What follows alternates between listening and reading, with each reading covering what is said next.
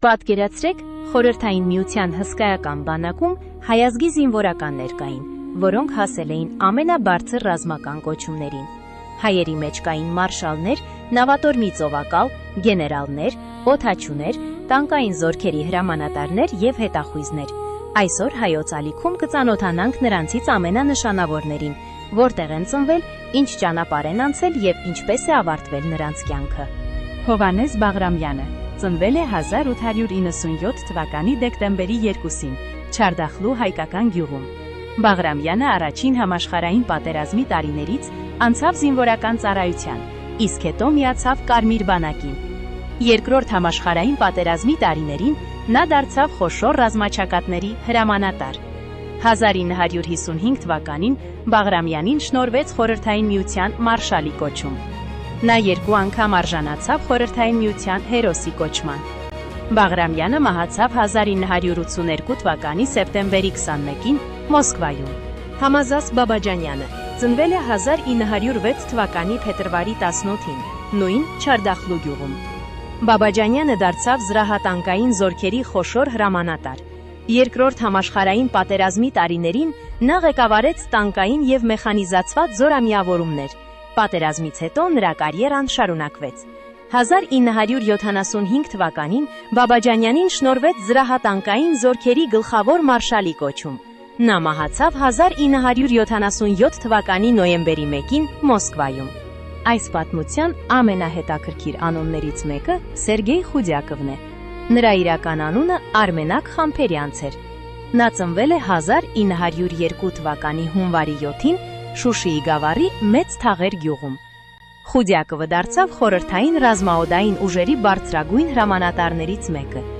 1944 թվականին նրան շնորհվեց ավիացիայի մարշալի կոչում։ Սակայն պատերազմից հետո նա ձերբակալվեց։ 1950 թվականի ապրիլի 18-ին Խուդյակովը մահապատժի ենթարկվեց Մոսկվայում։ Հետագայում նա հետմահու վերականգնվեց։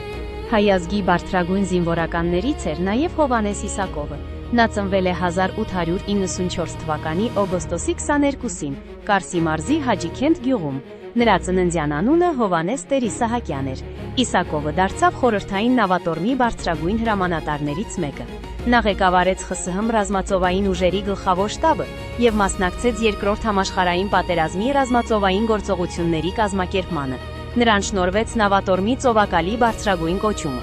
Իսակովը մահացավ 1967 թվականի հոկտեմբերի 11-ին Մոսկվայում։ Սերգեյ Ագանովը ծնվել է 1917 թվականի հունիսի 4-ին Աստրախանում։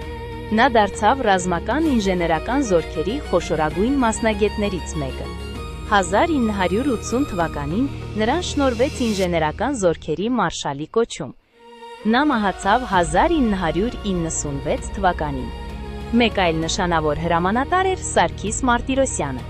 Նա ծնվել է 1900 թվականի սեպտեմբերի 21-ին Մատրասա գյուղում։ Երկրորդ համաշխարհային պատերազմի տարիներին Մարտիրոսյանը ղեկավարեց տարբեր խոշոր ռազմական միավորումներ։ Նա հասավ գեներալ-լեյտենանտի կոչման։ Մահացավ 1984 թվականի փետրվարի 15-ին Երևանում։ Հայկ Բժշկյանը, որն առավել հայտնի էր Գայ անունով, ծնվել է 1887 թվականին։ Նա մասնակցել է առաջին համաշխարհային պատերազմին, հեղափոխական շարժումներին եւ Ռուսաստանի քաղաքացիական պատերազմին։ Կարմիր բանակում նա դարձավ բարձրակարգ հրամանատար եւ հասավ կորպուսի հրամանատարի աստիճանի։ Նրա կյանքը ավարտվեց 1937 թվականին Ստալինյան բռնաճնշումների տարիներին։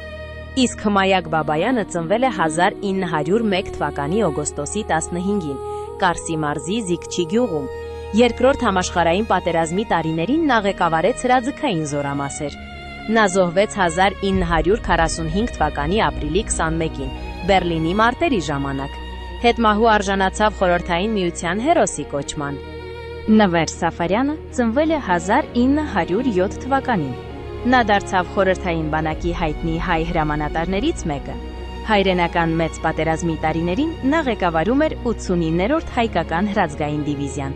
Դիվիզիան անցավ երկար եւ ծանր մարտական ճանապարհ, Կովկասից մինչև Եվրոպա։ Սակայն հայ հայտնի զինվորականների շարքում առանձնանում է նաև Նելսոն Ստեփանյանը։ Նա ծնվել է 1913 թվականին Շուշիում։ Ստեփանյանը ռազմական օդաչու էր եւ պատերազմի ընթացքում կատարեց բազմաթիվ մարտական թռիչքներ։ Նա 2 անգամ արժանացավ Խորհրդային Միության հերոսի կոչման։ 1944 թվականին նա զոհվեց մարտական առաջադրանք կատարելիս։ Խորհրդային Միության ուժային համակարգում հայերի ներկայությունը չէր սահմանափակվում միայն մարշալներով եւ ռազմաճակատի հրամանատարներով։ Այստեղ էր նաեւ Սերգեյ Գալաջևը, որի ծննդյան անունը Սարգիս Գալաջյան էր։ Նա ծնվել է 1902 թվականի ապրիլի 17-ին Նոր Նախիջևանում։ Գալաջևը հասավ գեներալ-լեյտենանտի կոչման եւ զբաղեցրեց բարձր ռազմական քաղաքական պաշտոններ։ Նա մահացավ 1954 թվականի դեկտեմբերի 23-ին Մոսկվայում։ Խորհրդային հատուկ ծառայություններում նույնպես կային հայ ազգի հայտնի գործիչներ։ Նրանց թվում էին Գևորգ Վարդանյանը, Իվան Աղայանցը եւ Հայկ Օվակիմյանը։ Նրանք զբաղվել են խորհրդային հետախուզական եւ պետական անվտանգության աշխատանքներով։ Այսպիսով, Խորհրդային Միության ռազմական պատմության մեջ հայերի անունները հանդիպում են ամենաբարձր մակարդակներում։ Հովհաննես Բաղրամյան, Խորհրդային Միության մարշալ, Համազասպ Բաբաջանյան, զրահատանկային զորքերի գլխավոր մարշալ, Սերգեյ Խուդյակով, Արմենակ Խամփերյանց, ավիացիայի մարշալ, Հովհաննես Իսակով, նավատորմի ծովակալ, Սերգեյ Ագանով, ինժեներական զորքերի մարշալ։ Նրանց կողքին կային տասնյակ գեներալներ, օդաչուներ, տանկիստներ, հրամանատարներ եւ հետախույզներ։ Հայ ազգի զինվորականների պատմությունը ԽՍՀՄ-ում շատ ավելի մեծ է, քան հնարավոր է ներկայացնել մեկ տեսանյութում։ Եթե ուզում ես, որ հայոց ալիքում առանձին տեսանյութ պատրաստենք Բաղրամյանի, Բաբաջանյանի, Խուդյակովի կամ մյուս գեներալների մասին, գրիր մեկնաբանություններում, բաժանորդագրվիր հայոց ալիքին եւ բացահայտիր մեր պատմության ամենահետաքրքիր էջերը։